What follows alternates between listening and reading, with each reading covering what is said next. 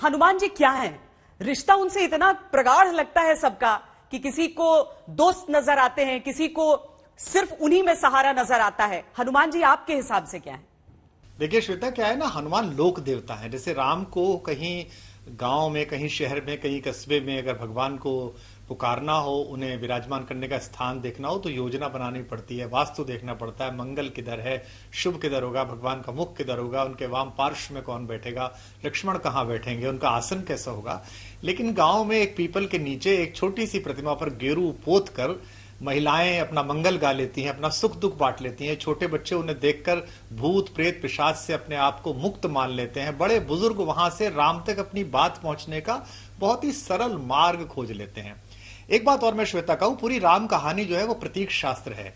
अगर राम सूर्य का प्रतीक है, जो कि वो सूर्यवंशी हैं, और माता सीता पृथ्वी की प्रतीक हैं, चूंकि वो पृथ्वी से पैदा हुई हैं, तो सूर्य और पृथ्वी के रिश्ते के बीच में वायु बहुत आवश्यक है। वो हर ग्रह बेकार है जिसके बीच में वायु नहीं है। पूरी दुनिया ढूंढ रही है ऐसे किसी दूसरे ग्रह को जहां वायु हो। तो ये वायु का आत्मज है, वातात्मज है ना, वातात्मज वानर यूथ मुख्यम, वो इन दोनों के बीच है। तो राम की कहानी पूरी नहीं होती अगर हनुमान ना हो।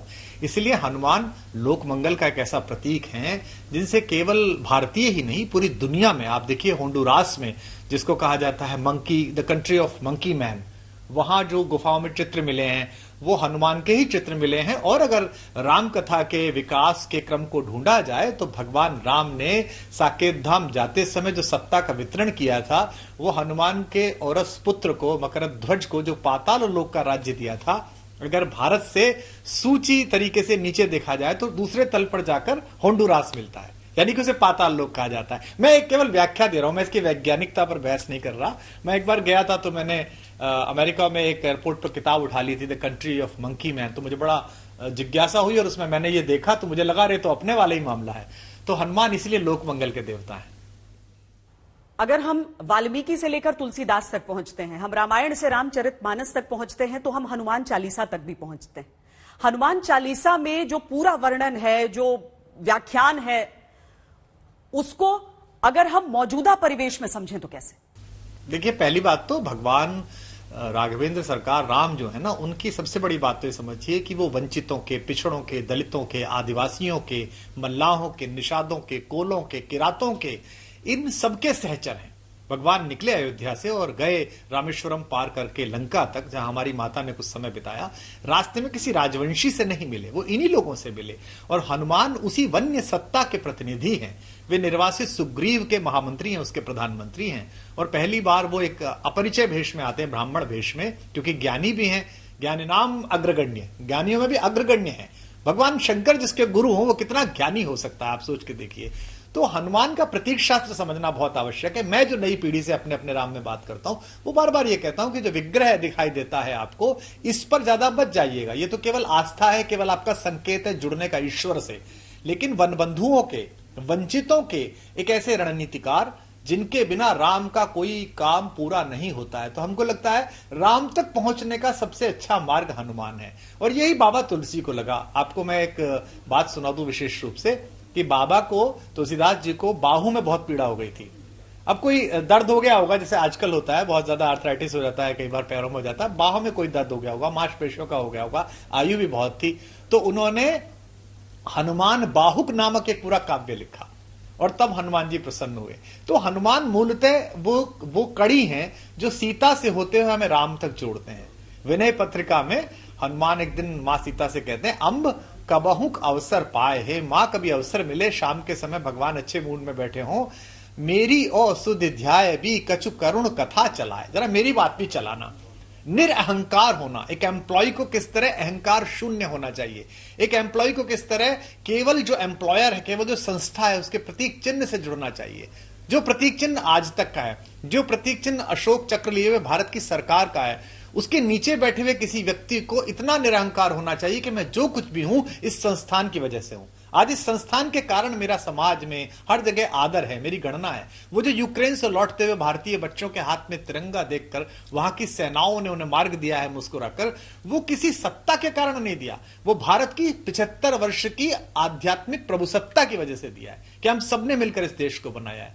तो आप देखिए ना कि जब उनका स्तवन होता है तो बहुत सारी डिग्री उनकी बताई जाती हैं। मनोजवम मारुत तुल्य वेगम वातात्मजम वानर यूथ मुख्यम जितेंद्रियम बुद्धिमताम वरिष्ठम। लेकिन क्या जाता है, श्री राम दूतम शरणम प्रपद्ये, मैं श्री राम का दूत है। और वो मां से जब पहली बार मिलते हैं माता जानकी से, तो भी नहीं कहते, उनके पास परिचय में बोलने के लिए पर्याप्त है। वे पंच तत्वों में से एक वायु के पुत्र हैं, उनके गुरु शंकर हैं। उन्होंने अपने बचपन में ही इस पूरी प्रकृति को अपने अपरिमेय ओज से परिचित करा दिया है। वे लेकिन एक ही उनका परिचय है जिसे वो दिन रात स्मरण करते हैं और उसी पर मुग्ध रहते हैं। जब माता पूछती है कि बेटा तुम कौन हो, तो कहते हैं राम दूत मैं मात जानकी। इस विनम्रता पर श्वेता कौन न बलिहारी हो जाए, इस सामंजस्यता पर कौन न न्योछावर हो जाए कि इतना इतना बल होने के बाद भी जो लंका को एक उसमें आघात में पार कर दें, जो एक मुष्टिका में लंकिनी को मूर्छित कर दें, जो रावण के अहंकार को चूर्ण चूर्ण करके उसकी राज्यसभा में बिखरा दें, जो पूरे नगर को अपना परिक्रम दिखा दें।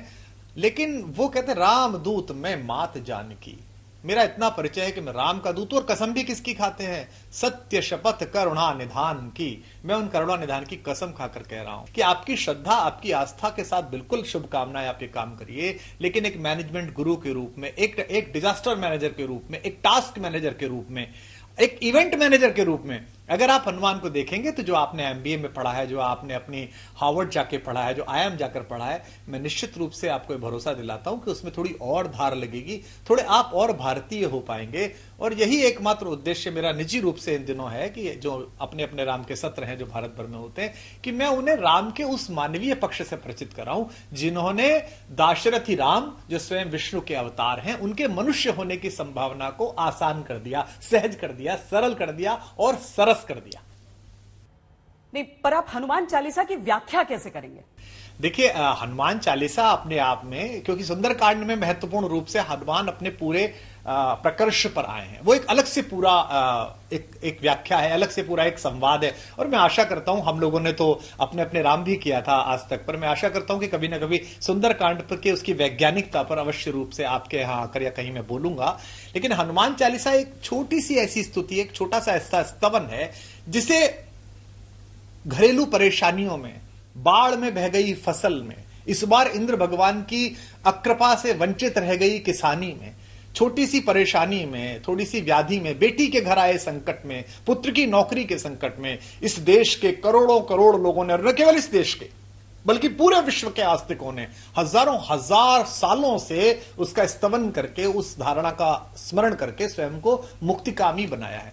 इसलिए हनुमान चालीसा में इन 40 पंक्तियों में गोस्वामी तुलसीदास जी ने, जैसे कहते हैं ना कि होम्योपैथिक एक दवा होती है, एक तो होते हैं इंजेक्शंस, एलोपैथी के होते हैं, बहुत सारा चीज मुंह पर लगा हुआ, एक होम्योपैथिक दवा होती है, बच्चा मीठा मीठा खाता रहता है और धीमे धीमे उस जड़ पर वो प्रहार करती है। तो हनुमान चालीसा का प्रातःकालीन स्मरण, प्रातःकालीन स्तवन उस बच्चे को, उस व्यक्ति को, उस भारतीय को एक आध्यात्मिक इम्यूनिटी देता है। कोरोना काल में इसकी बड़ी चर्चा हुई ना, इम्यूनिटी की। तो शारीरिक इम्यूनिटी की बात तो हमने कर ली, मन की इम्यूनिटी तो हमने बात कर ली कि हम डिप्रेशन के लिए कंसल्टेंट्स के पास चले जाएंगे, साइकेट्रिस्ट के पास चले जाएंगे। लेकिन आपकी आध्यात्मिक इम्यूनिटी, आपके अंदर एक भरोसा हो, एक भरोसा, एक आस और एक विश्वास आपके अंदर हो, यह हनुमान चालीसा अंदर से आपको यह शक्ति देता है।